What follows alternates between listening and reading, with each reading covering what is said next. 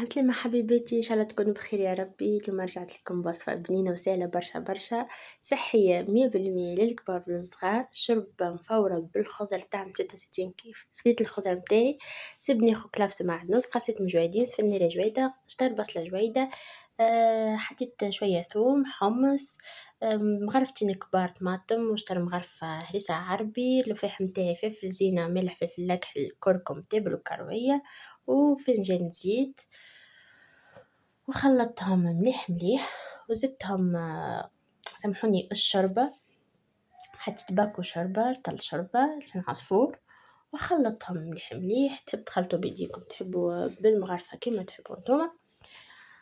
تخلط المكونات، خلي يتجانسوا الكل مع بعضهم، ومن بعد تحطهم في الكسكس متاعك على ما يغلي، وغطيت عليه وخليته طاب في عقله. وهذه النتيجة كانت روعة وبنينة برشا برشا.